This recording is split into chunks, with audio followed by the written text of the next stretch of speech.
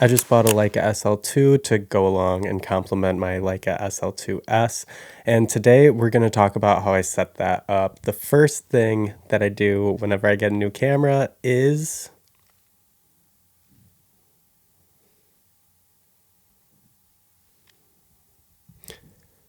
you guessed it, take a mirror selfie.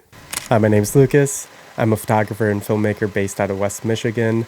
Welcome to my channel. Okay, in all reality, one of my favorite things about these cameras is its customization abilities while also keeping a minimal design. There's only 8 buttons on this camera and 6 of them are customizable and only 3 of them have lettering on them. In order to set the actual custom buttons, all you have to do is long press on them and then a menu screen will come up with which functions you can assign to that button. I like to set up both of the cameras the exact same way. That way they are interchangeable and there's no lag on my end about how to use one. There's nothing worse than being on set or on a shoot and having to fiddle around in the menu systems because you didn't do this step in the first place. So I always like to do this first so that it can save time later. One more note, the custom buttons are different on photo and video, so you'll have to adjust them in both, and I'll tell you the reasons why I made the adjustments for each of them. First up is the function button. I actually keep this one standard at toggle info levels. I'm switching between my info all the time on screen, and I do customize those,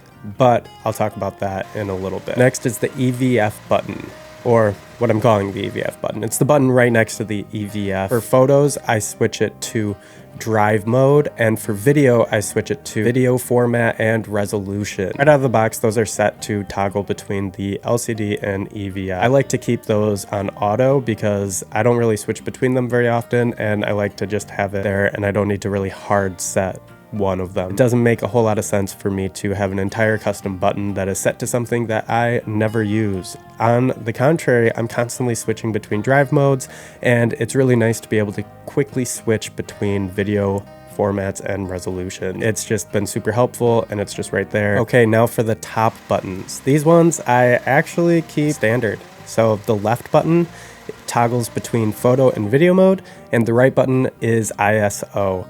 So I find that the left button toggling between photo and video is super helpful. It's definitely easier for me than swiping on the actual screen, although that is a nice feature that it has. It just makes sense for me to just lift my thumb up, hit that little button, and then I'm in video mode. If you do shoot a lot of video with the Leica SL2 or the Leica SL2-S, please check out this other video. I'll pin it up right here because I go into a lot of settings and why it's so easy to go back and forth between photo and video there. As for the ISO, I keep that one set there because even though I've got my custom wheel set to ISO right now, because I use a lot of manual focus lenses that has the aperture on there, I am planning on getting some of the Leica prime lenses in the future, and those don't have aperture adjustments on the actual lenses, so I need to be able to have a saved slot there for ISO control. For the front buttons, I have these ones set the exact same on photo and on video. As I mentioned before, I use a lot of lenses that I adapt onto the camera. So the top button is actually for the lens profiles on both photo and video because I like to be able to go and select the custom profiles for my Leica R lenses or for my M lenses if I'm using a non-6-bit encoded adapter. What's really nice about these is it allows your image stabilization to still work, and also in photo mode it allows you to have some chromatic aberration correction and lens correction straight in camera, which is really nice and super helpful. For the bottom button, I have that one set to image stabilization. That's super helpful to have right there, and I like to have them next to each other because in my mind they're connected. So I like to dive into the 4th page of the menu system and hit custom controls.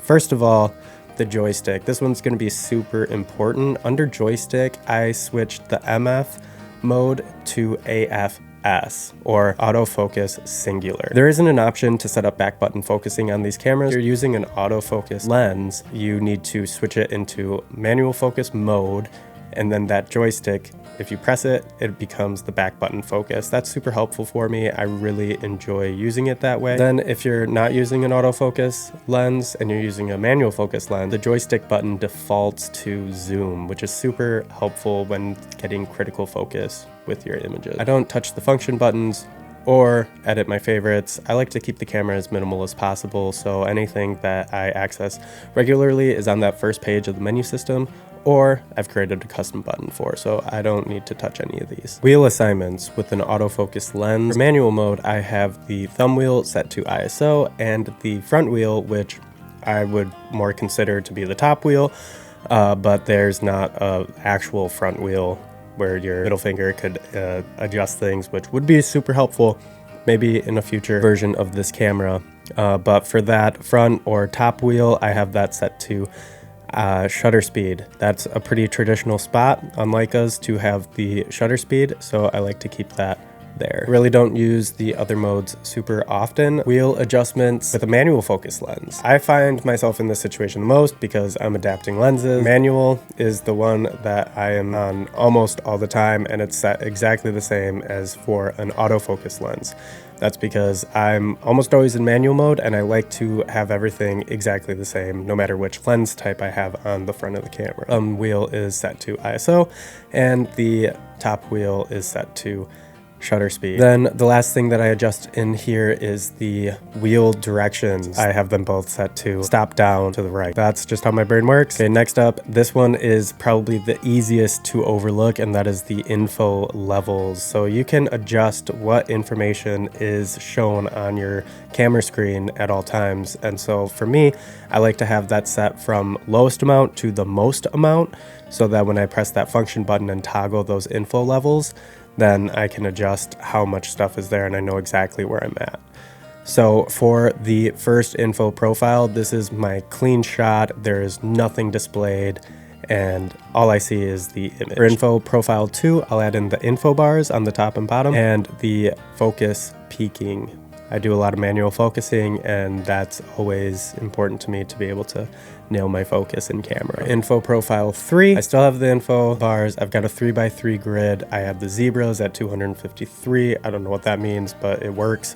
And then keep the focus peaking. And info profile 4, still have the bars, still have a 3x3 grid, still have the zebras, focus peaking, but for this one I just add a histogram. I don't ever add the level gauge. I don't really use it very often. If I am going to need to level off my camera perfectly, I do carry around bubble levels. For copyright, I always add copyright information on the first day that I get a camera. I never want to have the metadata not include my name and that I took the photo or the video.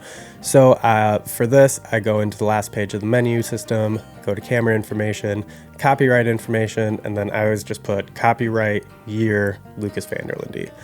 I also make a calendar event that reoccurs every year on January 1st, reminding me that I need to update the copyright information on all of my cameras. That way I never miss it, and it will always be up to date. And then the final step is to connect the Leica Photos app. This doesn't take much time. It's super easy, but if you're out on set or you are in a creative flow and you have to stop and connect it to the Leica Photos app, that's kind of a buzzkill. So I like to just set that up right off the bat. And so for that, just connect it to your phone, go to the Leica Photos app, and then it'll guide you through that. It's super simple. But I will say the Leica Photos app might be one of the best camera apps I've ever used. It's super intuitive, it's reliable, it connects right away.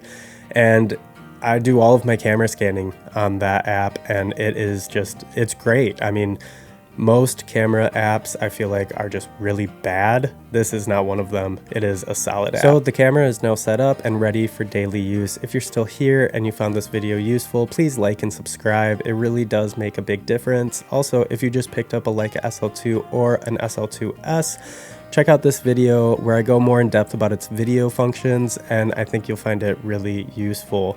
Also, I've got everything listed below that I used to make this video. They are affiliate links, so it's a great way for you to support the channel and so I can make more content like this. Thank you so much for watching, and I'll see you in the next one.